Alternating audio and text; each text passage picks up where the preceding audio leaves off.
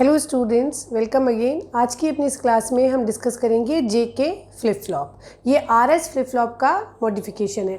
हमने RS flip flop पढ़ा था जिसमें कि आपका अगर आर और एस दोनों आप 1 दे देते हैं तो ये एक इनवैलिड इनपुट स्टेट हो जाती है और इसमें आपको एम्बिग्यूअस आउटपुट मिलता है। इसे हम इनडिटर्मिनेट स्टेट बोलते हैं और इसमें आप ये नहीं प्रेडिक्ट कर सकते कि आपका क्या आउटपुट होगा और हम कोशिश करते हैं कि हमारा जो फ्लिप फ्लॉप है वो इस इनपुट स्टेट में एंटर होने से बचे। तो उस आरएस फ्लिप फ्लॉप में उस इनवैलिड इनपुट कंडीशन को अवॉइड करने के लिए हम एक मॉडिफिकेशन करते हैं। हमारा जो simple clogged RS flip flop होता है जिसमें कि हम क्लॉक के साथ इनपुट चेंज को सेंस करते हैं, उस क्लॉक्ड आरएस फ्लिप फ्लॉप में हम एक मॉडिफिकेशन करते हैं और जो हमारा क्यू और क्यू बार था उनको हम एक फीडबैक पाथ से क्लॉक्ड आरएस फ्लिप फ्लॉप में इस एंड गेट में जो कि क्लॉक और आरएस को ले रहा था उसमें हम फीडबैक पाथ कनेक्शन कर देते हैं। और अब ये जो फीडबैक पाथ कनेक्शन है ये 1 और 1 को इनवैलिड इनपुट कंडीशन होने से बचाता है और जब भी जे और के दोनों ही 1 होंगे तो आपका जो फ्लिप फ्लॉप है वो अपनी प्रेजेंट स्टेट से टॉगल कर जाएगा, से कॉम्प्लीमेंट हो जाएगा। अगर J is working very similar to set input of RS flip flop, जैसे जब भी सेट हाई होगा आपका फ्लिप फ्लॉप की नेक्स्ट स्टेट 1 होगी। सेट का पर्पस क्या रहता है? फ्लिप फ्लॉप की नेक्स्ट स्टेट को 1 करना, सेट करना, ठीक है। अगर फ्लिप फ्लॉप क्लियर स्टेट में है उसका मतलब भी ये है कि फ्लिप फ्लॉप का जो प्रेजेंट आउटपुट है वो 0। यहाँ पे जे और के दोनों अगर आपके इनपुट 1 होते हैं तो ये एक इनवैलिड स्टेट नहीं है और आपका फ्लिप फ्लॉप अपनी प्रीवियस स्टेट से टॉगल कर जाता है। आप देखिए कि अगर जे और के दोनों अगर आपके 1-1 है और नेक्स्ट क्लॉक आई उस वक्त अगर आपका क्यू जो 0 था और क्यू बार अगर 1 था तो इस एंड गेट में ये एंट्री भी 1 है, क्यू बार की एंट्री भी 1 है, ये भी 1 है, क्लॉक भी आई हुई है, तो इस एंड गेट के सभी इनपुट्स 1 है, सेट 1 हो जाएगा। सेट 1 होते ही इस क्यू बार को 0 फोर्स कर देगा और जब आपका क्यू बार 0 हो गया तो इस नॉर गेट को देखिए, इस एंड गेट का एक इनपुट 0 था तो यहाँ पे आपको 0 मिल रहा था, ठीक है ना। क्यू 0 था तो इसको ये एंड गेट आउटपुट 0 दे रहा था, इसको ये भी 0 मिला और इसके 0 हो जाने के बाद आपको ये आउटपुट, ये जो फीडबैक है ये भी 0 मिला। इस नॉर गेट के दोनों इनपुट्स 0 हैं तो नेक्स्ट प्रोपोगेशन डिले के जस्ट बाद में आपका क्यू जो 0 था वो 1 पे स्विच कर जाएगा और ये जो आपका क्यू बार था और ये 1 जब इसको मिलेगा तो ये 0 पे स्विच कर जाएगा।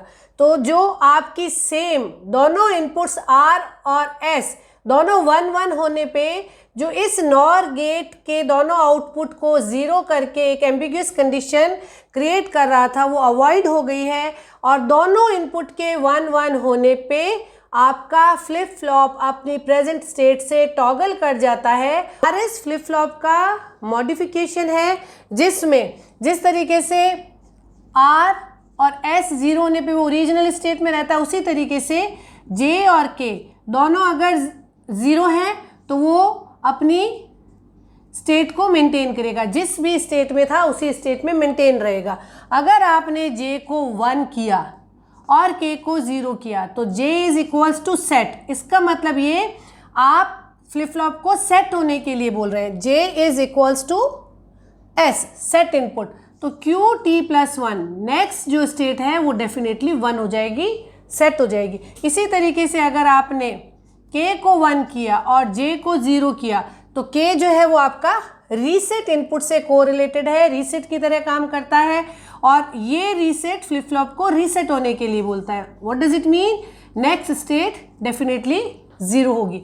इसी तरीके से अगर आप जे और के दोनों को 1 रखते हैं तो ये एक इनवैलिड स्टेट नहीं है आरएस फ्लिप फ्लॉप की तरह और इस कंडीशन में आपका फ्लिप फ्लॉप जो भी प्रीवियस स्टेट रही है उससे कॉम्प्लीमेंट हो जाएगा। Next state will be the complement of present state. तो ये मॉडिफिकेशन हो जाता है। ये आपकी इनपुट कॉम्बिनेशन के हिसाब से रिलेशन है। इस रिलेशन को अगर हम कैरेक्टरिस्टिक टेबल में रिप्रेजेंट करें तो इस तरीके से इसकी कैरेक्टरिस्टिक टेबल बनेगी। इस लॉजिकल डायग्राम को स्टडी करने के बाद सेकेंड स्टेप रहता है कैरेक्टरिस्टिक टेबल को स्टडी करना।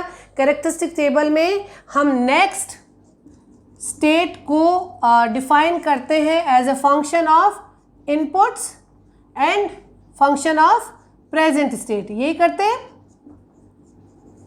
अगर QT प्रेजेंट स्टेट है, J और K दो इनपुट हैं और नेक्स्ट स्टेट अगर QT+1 है तो इनके इंटर रिलेशनशिप को हमने इस तरह से रिप्रेजेंट किया है। यहाँ पे आप देखिए, अगर J और K दोनों 0 0 है और QT 0 है तो QT+1 भी 0 ही रहेगा। अगर ये दोनों 0 0 है, QT 1 है तो QT+1 1 ही रहेगा। What does it mean? J और K दोनों अगर 0 हैं तो इस केस में QT+1 जो है वो QT ही रहेगा। हमारी प्रेजेंट स्टेट मेंटेन रहेगी। अब नेक्स्ट स्टेप देखते हैं। J 0 है और K 1 है। K अगर 1 है तो आपने फ्लिप फ्लॉप को रीसेट होने के लिए बोला है और रीसेट होने की कंडीशन में फ्लिप फ्लॉप की present state irrespective of next state irrespective of present state 0 ही होगी। ठीक, तो अगर ये दोनों 0 और 1 है, इनपुट और प्रेजेंट स्टेट 0 थी तो भी नेक्स्ट स्टेट 0 होगी और प्रेजेंट स्टेट 1 थी तो भी 0 हो जाएगी। नेक्स्ट स्टेट क्या है? QT+1, वो डेफिनेटली 0 होगी जब भी आपने K को हाई रखा। ओके, इसी तरीके से अगर आप J को हाई रखते हैं और कॉम्बिनेशन 1 0 का अगर आप देते हैं J और K पे, J = 1 और K = 0, तो इसका काम है प्रेजेंट स्टेट के इररेस्पेक्टिवली नेक्स्ट स्टेट को 1 कर देना। दोनों ही कंडीशन में आपका जो नेक्स्ट स्टेट है वो 1 हो जाएगा। तो जब भी J1 है QT+1 जो है वो 1 हो जाना है। ये आपका जो इनपुट कॉम्बिनेशन है ये RS से अलग है। J और K अगर दोनों 1 1 हैं तो प्रेजेंट स्टेट का कॉम्प्लीमेंट होगा नेक्स्ट स्टेट, जिसे कि हम बोलते हैं फ्लिप फ्लॉप अपनी प्रेजेंट स्टेट से टॉगल हो जाता है। टॉगल होने का मतलब कॉम्प्लीमेंट स्टेट में कन्वर्ट हो जाता है। तो अगर प्रेजेंट स्टेट 0 थी तो नेक्स्ट 1 हो जाएगी, प्रेजेंट स्टेट 1 थी तो नेक्स्ट 0 हो जाएगी। समरी क्या है? QT+1 जो है वो QT का कॉम्प्लीमेंट होता है। ये जो हमने इस लॉजिकल डायग्राम से कंक्लूजन निकाला था वही आपकी कैरेक्टरिस्टिक टेबल में भी समराइज होता है। इस टेबल में आपने नेक्स्ट स्टेट को 3 वेरिएबल के फंक्शन की फॉर्म में रिप्रेजेंट कर लिया है। अब इनको आप K मैप बना के, इनपुट वेरिएबल 3 है, J, K और Q मीन्स आप इसे QT भी बोल सकते हैं, जिसे आप बोलते हैं प्रेजेंट स्टेट।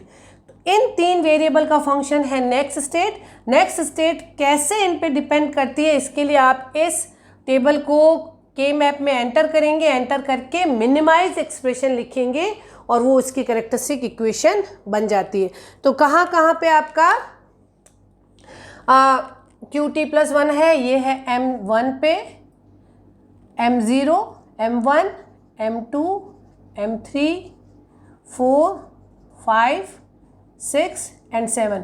तो M1, 4, 5 और 6 पे आपका आउटपुट 1 है। M1, 4, 5 और 6 ग्रुपिंग करें। एक ग्रुप आपका ये बनेगा, एक ग्रुप आपका ये बनेगा। तो QT+1 को अगर कैरेक्टरिस्टिक इक्वेशन में QT+1 इक्वल्स टू, ये क्या ग्रुप बना है? JQT बार, JQT बार प्लस एक आपका ग्रुप ये बना है जिसमें आएगा K बार QT, K बार QT। तो ये बन गई है इस JK फ्लिप फ्लॉप की कैरेक्टरिस्टिक इक्वेशन। ये इक्वेशंस आपको डिस्क्रिप्टिव आंसर लिखने के लिए भी चाहिए होगा। I hope now it's clear to you. Keep learning, keep watching. Thank you.